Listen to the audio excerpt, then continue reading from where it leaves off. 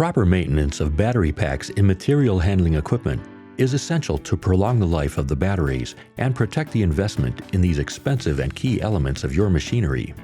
The following are the steps and procedures to ensure the best performance and life out of material handling batteries. The technician performing the battery maintenance needs to select sulfuric acid resistant gloves. A chemically resistant apron is required to prevent any electrolyte from coming in contact with your clothing, and a full-face chemically resistant shield should be used to protect your entire head and face.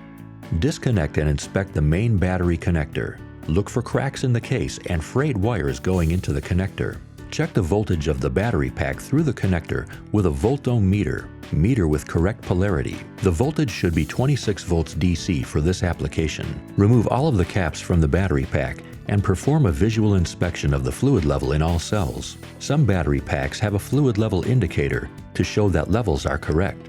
Fluid level should be no more than 1/4 inch above the separator plates. Check the electrolyte by inserting the battery hydrometer hose into each cell of the pack and squeeze the bulb to extract the fluid into the indicator chamber. A reading between 1.25 and 1.3 specific gravity indicates in the green range of the hydrometer and is good. Return tested fluid to the same cell. Always check and top off the battery fluid with distilled water after charging to prevent boilover.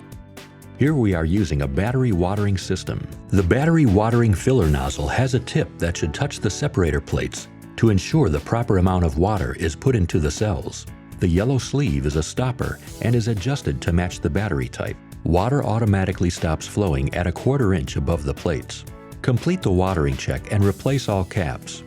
Next, we will check the battery pack directly for total voltage output. Again, ensure correct polarity when metering the battery. The DC voltage for the pack should be 26 volts. In addition to overall pack voltage, each cell of the pack needs to be individually metered. Individual cells should measure 2.2 volts DC. To make sure all of the wiring is safe and properly insulated, we perform a voltage leak test.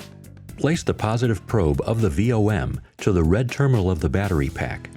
Find a good, clean ground source free of paint and grease for the negative probe. The meter should display 0 volts, indicating wiring is in good condition. Select a high-quality battery cleaning solution for the battery pack. This cleaning solution indicates red in the presence of sulfuric acid from a spill or boiling over of the electrolyte. The cleaner neutralizes any acid it contacts.